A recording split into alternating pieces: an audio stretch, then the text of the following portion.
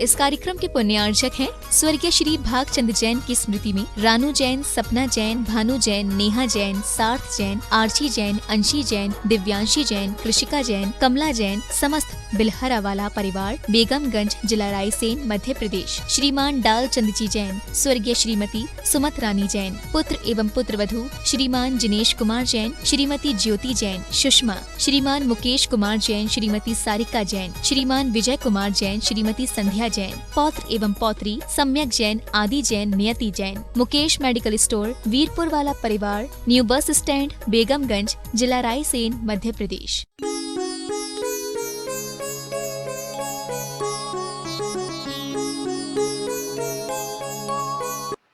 संस्कृत नीतिकार ने एक श्लोक लिखा है, वो मुझे याद आ गया। जलेन जनकम पंकम जलेन परिशुद्ध्यति।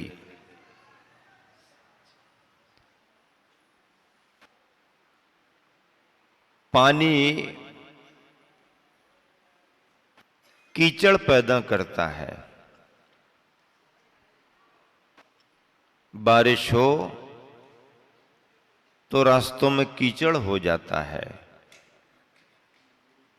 और पैरों में लगता है। अब पैरों में यदि कीचड़ लग गया तो उस कीचड़ को किससे साफ करें? किससे साफ करें? पानी से साफ करते हैं। जो जल कीचड़ तैयार करता है वही जल कीचड़ का संशोधन भी करता है। जलेन पंकम जनकम जलेन परिशुद्ध्यति। मनेन जनकम पापम मनेन परिशुद्ध्यति। मन से हम विभाव भाव करते हैं, कसाय भाव करते हैं, राग द्वेष करते हैं, बैर विरोध करते हैं, तो इसका संशोधन हम अपने मन से ही करेंगे। मन एक ऐसा माध्यम है जिससे अधर्म भी हो सकता है तो धर्म भी हो सकता है। मन कमांडर है। इंद्रियां तो केवल काम करती हैं, अच्छे बुरे की कल्पना तो मन करता है। इंद्रियों का इससे ज्यादा कोई काम नहीं है कि इष्ट और अनिष्ट, बस सबके विषय सुनिश्चित हैं, स्पर्शन रसना घ्राण आदि, लेकिन ये अच्छा है, ये अच्छा नहीं है, इसने ये किया वो किया, ये मन विचार करता है। इसलिए मन को ही दानव कहा गया है और मन को ही देवता कहा गया है। इंसान इंसान ही है, अपने परिणाम और परिस्थितियों से दानव बन जाते हैं, परिणाम और परिस्थितियों से ही वो इंसान बनकर के भगवान बन जाते हैं। अभी गांधी जी का संदर्भ सुना, बड़े प्लान से उसने गांधी जी का निमंत्रण किया, पूरे देश को क्या बदलो, देश के प्रतिनिधि को बदल दो, देश अपने आप बदल जाएगा। लेकिन उसे क्या मालूम ये भारतीय व्यक्ति है, पक्का है संस्कारों का, इसके चुंगल में यदि अपन ही फंस गए ये समझ नहीं पाया। निमंत्रण दे दिया गांधी जी को। गांधी जी ने बहुत मना किया, देखो हमारा तुम्हारा खान पान नहीं जमेगा, सामाजिक व्यवहार ठीक है, सौहार्द ठीक है, सद्भावना मैत्री रखेंगे, लेकिन खाना पीना तो नहीं जमेगा भाई। लेकिन आप निमंत्रण करना चाहते हो तो बहुत सावधानी रखना पड़ेगी, इस तरीके का ही ग्रहण करूंगा, बाकी नहीं। सारा परिवर्तन किया, कई दिनों से प्लान किया, तैयारी की, बच्चे पूछते कौन व्यक्ति आ रहा जो इतना बदल रहे, कौन व्यक्ति आ रहा, और ऐसा करते करते गांधी जी को भोजन कराया, हर महीने भोजन कराया। जब हर महीने भोजन कराया ये सोच करके कि एक दिन में तो असर पड़ेगा नहीं इस पर, 2 4 10 बार, साल 6 महीने हम बुलाएंगे इसको भोजन के लिए, गांधी को हम क्रिश्चियंस बना देंगे, पूरा हिंदुस्तान भारत बदल जाएगा। अच्छा, ये प्लान करके उसने भोजन कराना शुरू किया और गांधी जी के विचारों का, उनके भोजन का, उनके रहन सहन का, उनके उस परिवार के बच्चों पर प्रभाव पड़ने लगा और बच्चे गांधी जी से बहुत प्रभावित होने लगे। पादरी ने देख लिया, अरे इसका पकड़ना तो दूर की बात, हमारे बच्चे ही इसमें चले जा रहे। एक दिन हाथ जोड़े भोजन के बाद, गांधी जी मैं फेल हो गया और आज से मैं अपना निमंत्रण वापस ले रहा हूं, अगली बार भोजन को नहीं आना। अपना संस्कार पूरी दुनिया में छाप डाल सकता है। पूरी दुनिया में जैनी कितने हैं विचार कर लो। जैनियों में दिगंबर मुनि आचार्य साधु कितने हैं, उपाध्याय कितने हैं, विचार कर लो। कितनी कम संख्या होगी दिगंबरों की। दिगंबर अनुयायी तो छोड़ो, श्वेतांबर ने छोड़ो, पर दीक्षाधारी मुनि महाराजों की कितनी संख्या होगी, गिने चुने 1500-1700, इससे ज्यादा नहीं। लेकिन एक एक पिच्छीधारी दिगंबर साधु लाखों करोड़ों पर भी भारी पड़ जाता है। लाखों करोड़ों पर अलग ही मुद्रा है, अलग ही तपस्या है। इस देश में क्या, पूरी दुनिया में भले ही गिनती में सीमित हो, लेकिन आज भी प्रामाणिकता बनी हुई है और आज भी यह तपस्या चल रही है, पूरी दुनिया में पहचान है। बंधुओं, ऐसे मुनि आचार्यों की तपस्या आप सब जानते हैं, आप तो निकटता से जानते हैं, लेकिन देश दुनिया उनके आचार विचार को अच्छे से समझने लगी है। कल के दिन सुगंध दशमी के पर्व पर जिनालय वंदना हुई शिवरार्थियों की। एक अनुशासन के साथ, एक सात्विक और शालीन मुद्रा के साथ, एक व्यवस्था के साथ, ना कोई नारे, ना कोई बैनर, ना कोई डीजे, ना कोई संगीत, ना कोई हो हल्ला, लेकिन जिस शालीनता से, जिस अनुशासन से, जिन हाव भावों से आप यहां से निकल करके हदाईपुर दिगंबर जैन मंदिर तक पहुंचे हैं, पूरे शहर में क्या, पूरे देश में आपकी सुगंध फैल गई। पूरे देश में सुगंध फैल गई। क्षणों में, मिनटों में समाचार जाता है। क्या हाव भाव, प्रशासन को कोई चिंता नहीं। जैनियों की शोभा यात्रा में प्रशासन बेफिक्र रहता है, निश्चिंत रहता है। वो तो अपनी ड्यूटी के तहत आते हैं। बाकी हम और आप कह देते हैं साहब आपकी हमारे लिए जरूरत नहीं है, बस हम आपको सूचित कर रहे हैं कि हम शहर में निकल करके ऐसा कार्य कर रहे हैं, ये हमारी सूचना, और आप आए तो भी ठीक और ना आए तो भी ठीक, हमारे को कोई चिंता नहीं है।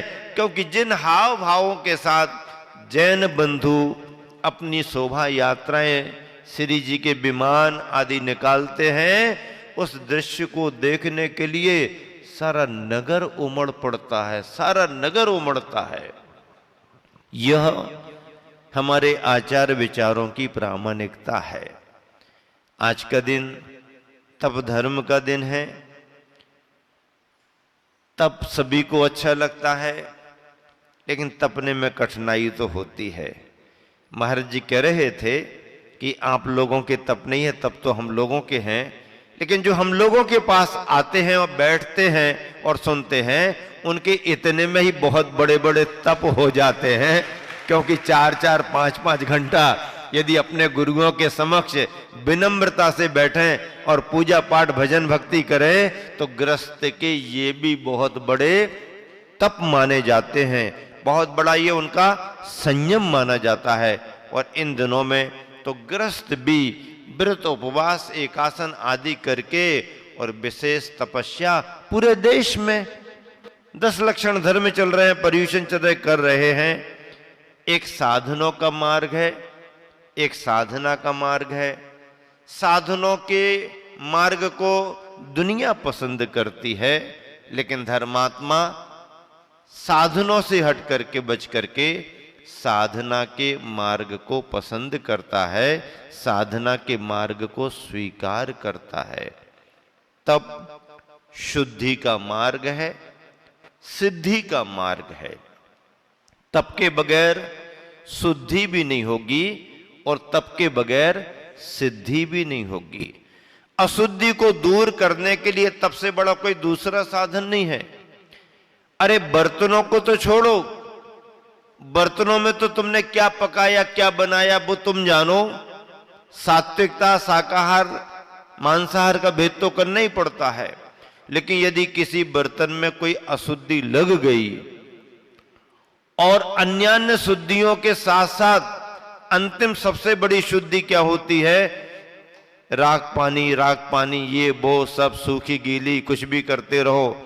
लेकिन यदि संदेह है कि बर्तन शुद्ध है कि नहीं है, तो ऐसे अशुद्ध बर्तन को अग्नि में डाल करके गर्म कर देते हैं और उसे पूर्णतः शुद्ध मान लिया जाता है, क्योंकि बर्तन अग्नि में जल गया, राख नहीं बनेगा, लाल होकर के ठंडा हो जाएगा। तप ने उस अशुद्ध बर्तन को भी शुद्ध कर दिया और फिर आत्मा में लगी हुई मलिनता, राग द्वेष, ज्ञान वर्णादि कर्म, विभाव भाव, यह भी आत्मा से तप के माध्यम से दूर हो जाते हैं और आत्मा शुद्ध हो जाती है। वृक्षों में फल आते हैं, खटास रहती है। सरस और मीठे कब होते हैं? जब धूप बहुत लग जाए, कच्चा फल खट्टा रहेगा, पका हुआ फल मीठा रहेगा। तप ने मिठास पैदा की। भोजन तैयार करते हैं, जब तक कि ऊष्मा और आंच ना मिले भोजन स्वादिष्ट नहीं होता है। पका पकाया भोजन आप ग्रहण कर लेंगे, लेकिन वह भोजन भी तुम्हारे अंदर तब तक नहीं पचेगा जब तक कि जठर में अग्नि ना हो। आंच, ऊष्मा तब फलों में मिठास लाते हैं, भोजन को स्वादिष्ट बनाते हैं और अंदर के भोजन को पचाते भी हैं। ये तप का प्रभाव है। और छोटे नाती पोतों को अपने पास बिठा ले और मनोरंजन करता रहता है, बच्चों की परवरिश भी करता रहता है। बाहर से कोई घुस नहीं सकता, अंदर का सामान बाहर नहीं जा सकता। इससे अच्छा भरोसेमंद चौकीदार, नौकर और कौन मिलेगा जिसको वेतन की भी जरूरत नहीं है, थोड़ा भोजन एक आध दो बार करा दो। ये स्थिति उल्लू की स्थिति जैसे बनी रहती है कि अंदर कहीं भी छिपा हुआ बैठा है, कोई देख न ले और दिन में दिखता नहीं है। अच्छा, वृद्धों की स्थिति क्या बन जाती है? दिन में सो जाते हैं थकान के कारण और रात में न सोते हैं और न सोने, खांसना खकारना चालू रहता है।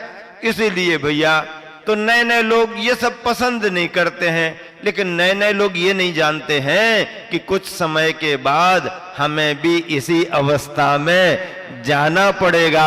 और आज जो व्यवहार हम अपने इन बुजुर्गों के साथ कर रहे हैं, वही व्यवहार हमारे बच्चे भी हमारे साथ करेंगे। जैसा वो हमको देखेंगे वैसा हमारे साथ। ये नहीं जान पाते हैं, उसका दुष्परिणाम फिर परिवार को भोगना पड़ता है। चलिए, ये तो उम्र का बंटवारा है, सामाजिक व्यवस्थाएं, पारिवारिक व्यवस्थाएं, लेकिन कहना ये चाह रहे कि यह 100 वर्ष का हो गया, सब तरह की उम्र जी ली, लेकिन मन मरो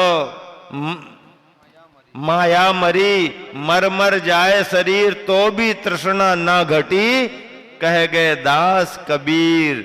हमारे मन की इच्छाएं समाप्त नहीं होती हैं। शरीर जाता है, इंद्रियां जाती हैं, मन चला जाता है। मन की इच्छाएं, लोभ, माया, मोह, ये आसक्तियां कभी घटती नहीं हैं। इन पर जिसने नियंत्रण पा लिया बहुत अच्छा है।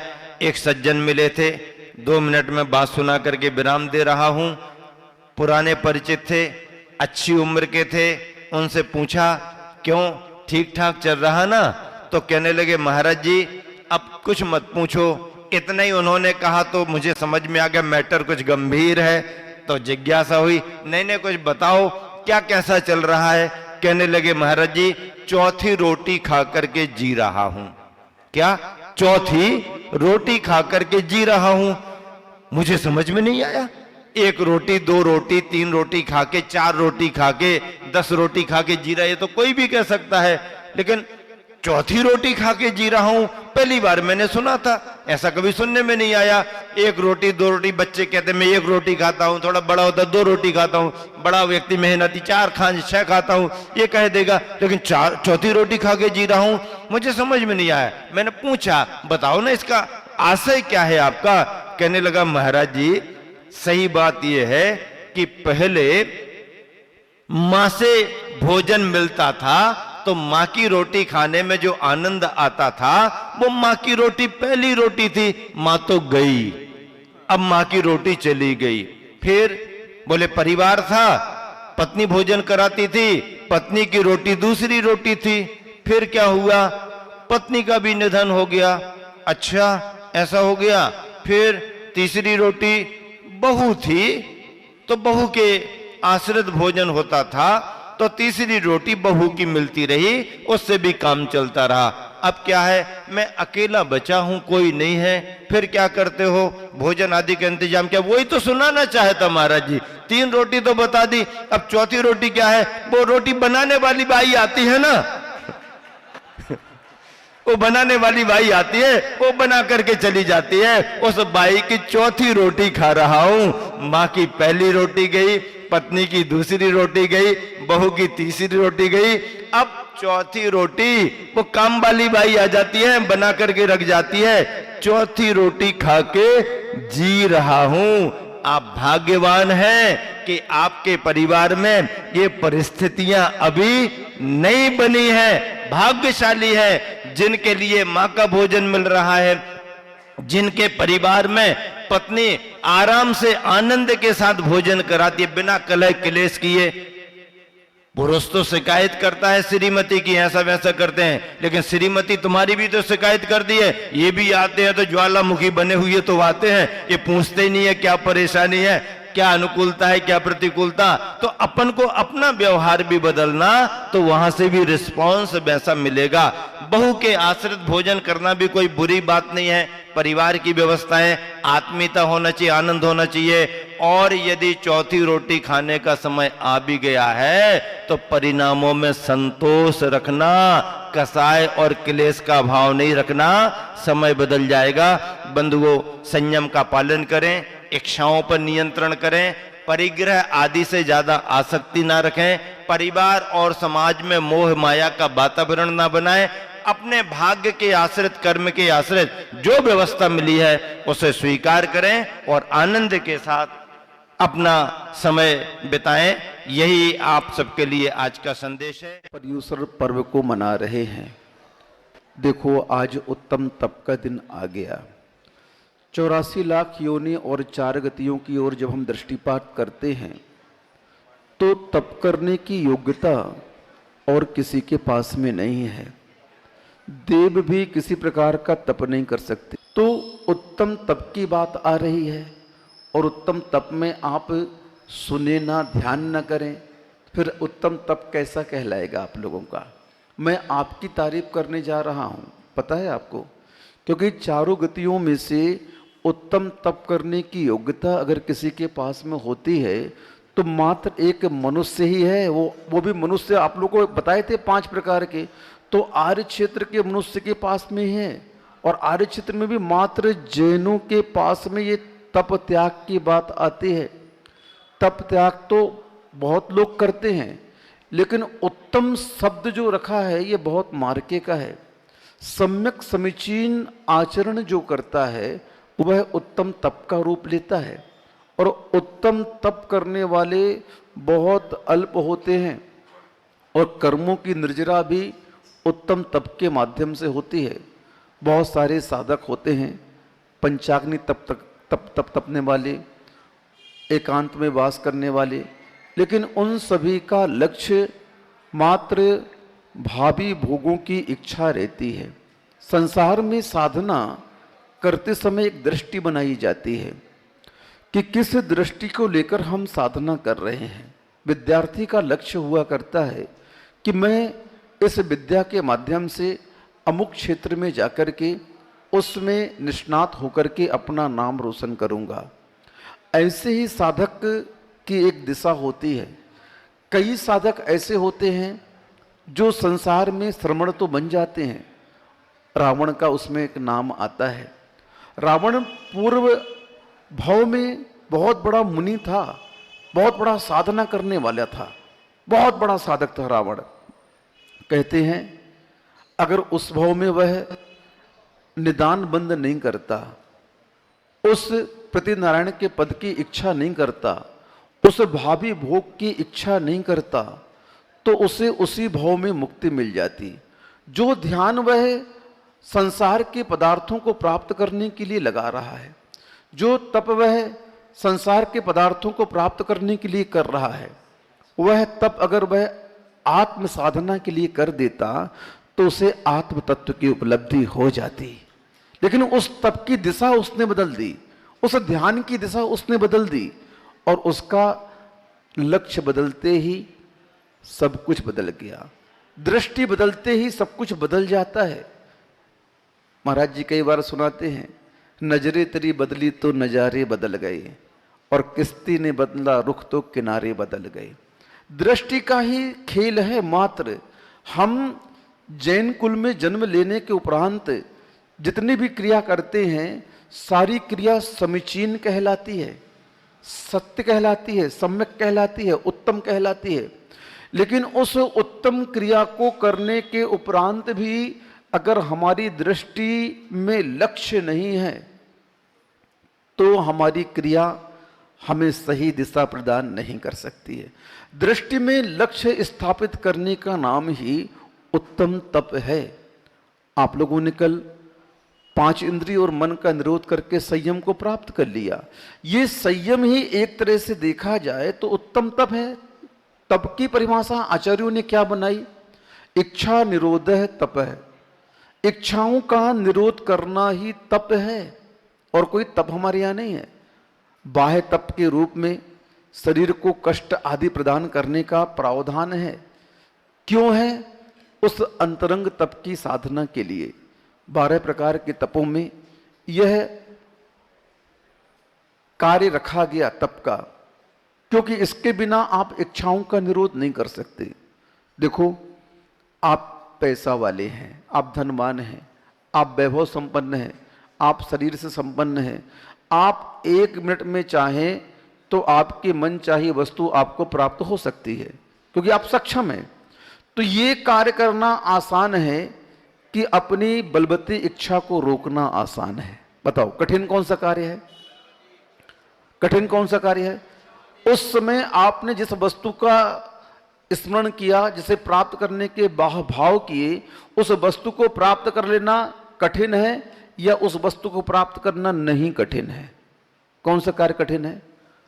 प्राप्त नहीं करना कठिन है, क्योंकि उस इच्छाओं को उस समय समन कर दिया, आपने प्राप्त नहीं किया, तो यह बहुत कठिन कार्य है। आपको किसी व्यक्ति ने एक झापड़ मार दिया, उस झापड़ के बदले में झापड़ मारना सरल है कि उस समय अपनी जेब को हाथ में रखना सरल है? क्या सरल है? कठिन कौन है, सरल कौन है? बताओ। हाथ को जेब में रखना क्या है? बहुत कठिन है महाराज। बस इस कठिन साधना का नाम ही तप है। इन इच्छाओं को निरोध करने का नाम ही तप है, और इस तप को आप करिए, क्योंकि अनादिकालीन कुसंस्कार इस आत्मा का पर पदार्थों की ओर दौड़ने का है, झांकने का है, उसे प्राप्त करने का है। श्वान की भांति यह स्वभाव है मनुष्य का।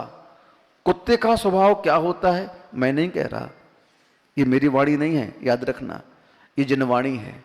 मैं अपनी तरफ से एक शब्द भी नहीं कहता, ये सब आगम की वाणी है, आचार्यों के उदाहरण हैं कि वह श्वान जिस प्रकार हड्डी को देख करके उसे चबाता है मुख में रख करके, लेकिन उस हड्डी में कोई रस है क्या?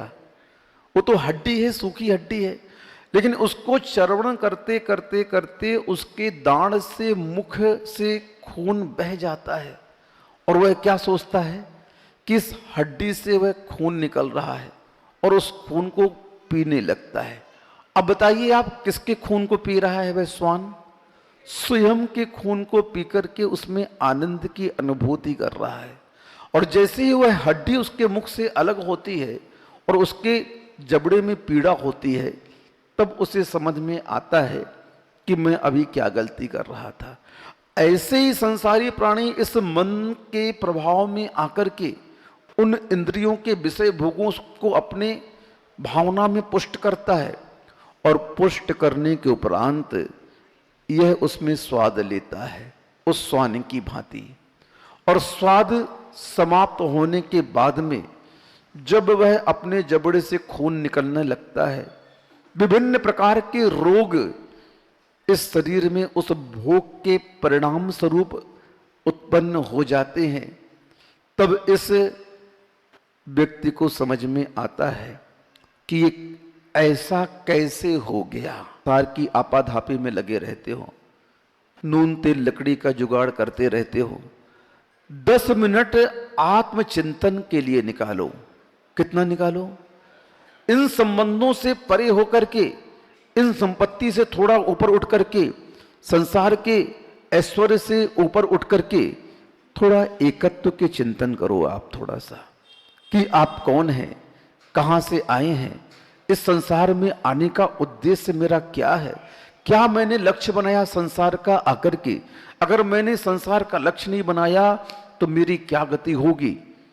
कोहम कीर्त गुणा कुत्वा किम प्राप्त्या किम निमित्त कहा, इत्तो हम दस्था नहीं मतिर भवे। क्या करें, मैं कौन हूं, कहां से आया हूं, इस संसार में आने का प्रयोजन क्या है, मुझे क्या प्राप्त करना है? इस प्रकार के प्रश्न रखे आचार्यों ने, और इस प्रकार के प्रश्न का उत्तर शास्त्र में मत ढूंढो आप। इस प्रकार के प्रश्न का उत्तर अपनी आत्मा से पूछो। किससे पूछो? अपनी आत्मा सबसे बड़ा शास्त्र है। सुन रहे हो आप लोग? अपना मन सबसे बड़ा सहयोग है, सहयोगी करने वाला है।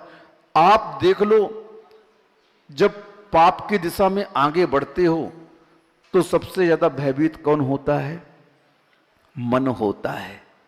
क्या होता है? मन भयभीत होता है और आपको कहता है, आपको संकेत करता है, मित्र तुम गलत दिशा में जा रहे हो। क्या संकेत करता है? प्रत्येक आत्मा का मन जो है ना, आपको एक बार संकेत करता है कि देखो ये गलत कार्य है, इस गलत कार्य में फंस जाओगे तो तुम्हारी जिंदगी बर्बाद हो जाएगी। बच्चा जब बाहर जाता है पढ़ने के लिए और पहली बार जब सिगरेट को, शराब को मुख पर लगाता है, एक घूंट पीता है, तो उसके अंदर भयंकर भयंकर टाइप का डर रहता है। ओहो, मैं क्या कर रहा हूं, गलत कर रहा हूं, ये तो गलत है। लेकिन क्या होता है, उस मन की आवाज को उस समय हम सुनते नहीं हैं और उसे इग्नोर कर देते हैं। मन हमारा सबसे अच्छा साथी है, लेकिन उस समय हमने उसकी आवाज को सुना नहीं और सुन करके अनदेखा कर दिया, और ये संगति बार बार मिली और हमने अपने आप को उस संगति में ढाल दिया और हमारा जीवन पतन की ओर चला गया। इसलिए मन की आवाज तो यही है कि ये सब पाप हैं, और पाप को पाप ये संकेत मन भी देता है, लेकिन हम उस मन की आवाज को अनदेखा करके पुनः उस पाप की ओर बढ़ जाते हैं। जिन्होंने अपने मन की आवाज सुन ली कि नहीं ये तो सत्य बोल रहा है, फिर वे विदेश भी हो आए। गांधी जी शिक्षा प्राप्त करने के लिए साउथ अफ्रीका गए। उनकी माँ बाप जैन धर्म को मानने वाले थे, मुनियों को मानने वाले थे, आहार देने वाले थे। गांधी जी जैन धर्म के थे, जैन संप्रदाय, जैन धर्म से उनका संबंध था। उनकी माता जैन धर्म की थी, मुनियों से जुड़ी हुई थी, जैन धर्म से जुड़ी हुई थी। तभी तो उनके जीवन में अहिंसा और सत्य कूट कूट कर भरा था। यही कारण था उसका कि उन्होंने अपनी मां से बचपन में शिक्षा ग्रहण की, अहिंसा और सत्य के व्याख्यान को सुना, उसके फल को सुना और सुनकर के उन्होंने अपने जीवन में उसे उतारा। जब वे विदेश जा रहे थे तो मां ने कहा, मैं तुझे नहीं जाने दूंगी, वहां पर मांस भक्षण होता है, तो काम वासना में फंस जाएगा, तू व्यसनों में लिप्त हो जाएगा। गांधी जी एक ही उत्तर देते हैं, मां तुझे अपने संस्कार पर विश्वास नहीं है क्या? भव्य आत्मा कैसी होती है? भव्य आत्माओं का मन ये जानता है कि पाप क्या है, धर्म क्या है, उन्हें समझाने की आवश्यकता नहीं होती है। और वे मां से बस इतना ही कहते हैं, मां तुझे अपने संस्कार पर विश्वास नहीं है क्या? क्या तूने मुझे संस्कार नहीं दिए क्या? और मैं उस संस्कार का पालन नहीं कर पाऊंगा? विश्वास कर मां, मैं तेरा बेटा हूं और तूने जो संस्कार मुझे दिए हैं उस संस्कार का पालन मैं अपने प्राणों की रक्षा से भी ज्यादा करूंगा। क्योंकि जो सम्यक दृष्टि होते हैं ना, उन्हें प्राण प्रिय नहीं होते हैं, उन्हें धर्म प्रिय होता है। क्या होता है? सम्यक दृष्टि कभी भी प्राणों के बारे में नहीं सोचता है, उसका सोच हमेशा धर्म की ओर रहता है। वो आप जैसा बेवकूफ नहीं होता है। आप लोग किसकी चिंता करते हो? इस शरीर की चिंता करते हो, जो नश्वर है, पुद्गल का है, उसकी चिंता में, उसकी साथ सबर में, उसकी पुष्ट करने में क्या हो जाता है? गुरु जी कहते हैं, जो इस शरीर को सजाएगा वह उतना ही सजा पाएगा। जो इस शरीर को सजाएगा वह उतना ही सजा पाएगा, और जो इस शरीर को जितनी सजा देगा, जो इस शरीर को जितनी सजा देगा वह उतना ही सज जाएगा। अब आप देख लो, आपको सजना है या सजा पाना है? क्या करना है? ये आपके ऊपर है।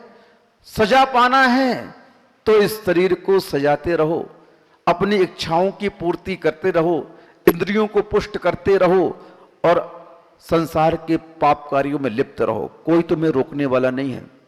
यहां पर मनमानी करने वाले भी तुम हो और यहां पर उस मनमानी को रोकने वाले भी तुम हो।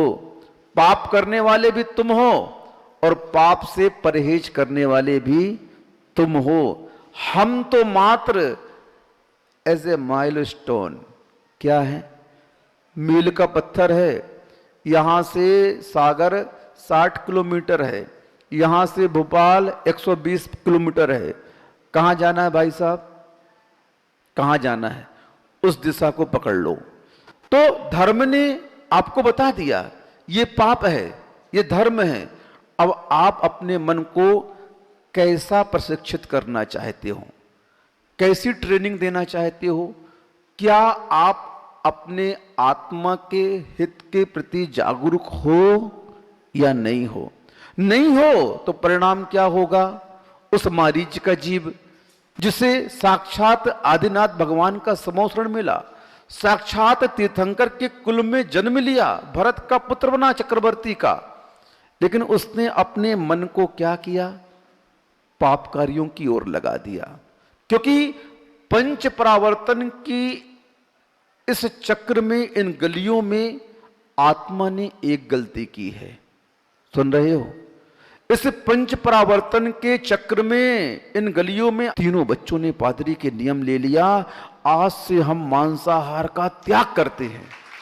अब बताओ, एक व्यक्ति की अहिंसा ने, सत्य ने, इंद्रिय निरोध ने क्या काम किया कि वह विदेश में जाकर के उन मांसाहारी के बीच में उन मांसाहारी बच्चों को शाकाहारी बना करके आ गए।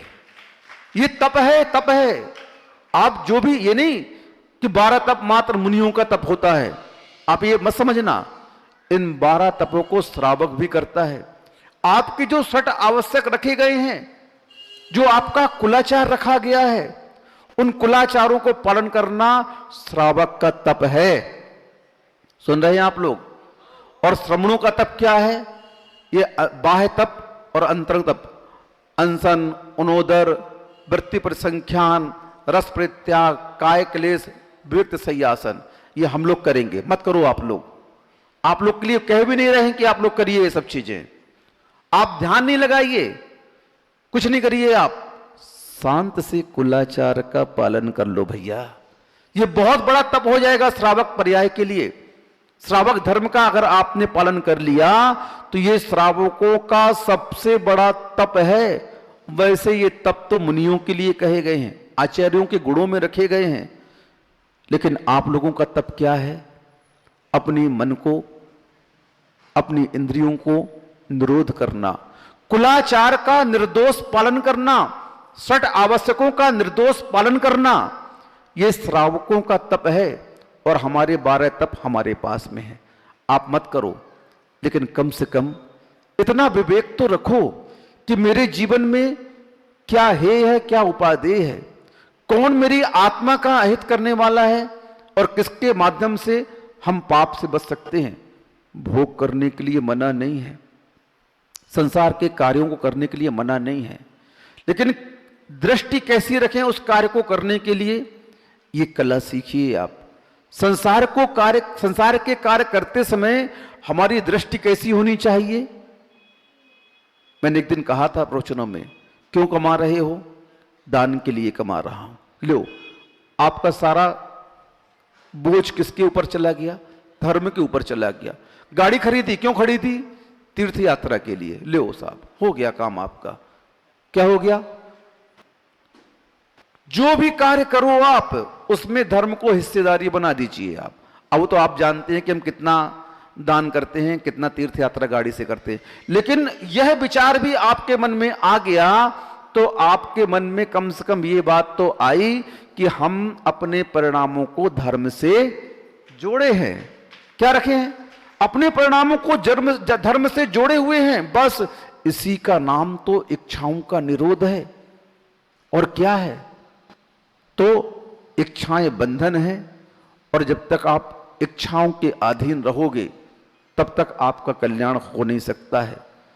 तपसा निर्जराचा, इच्छा निरोध को तप कहा, और इस तप के माध्यम से ही कर्मों की निर्जरा होगी। जो कोई अपने मन को इच्छाओं से रहित बनाता है वही भगवान बनता है, और जो अपने मन को इच्छाओं से भरपूर कर लेता है वह शैतान बनता है। भगवान बनना है कि शैतान बनना है, दो ही मार्ग हैं। मन का एक कार्य पापों की ओर ले जाना है, और मन का दूसरा कार्य उन पापों से बचा करके धर्म की ओर ले जाना है, और दोनों का कमांड करने वाली ये आत्मा है। इसलिए अपने परिणामों को आप रावण बनने की ओर न ले जाएं, राम बनने की ओर आएं। इन्हीं भावना से अहिंसा परमो धर्म की।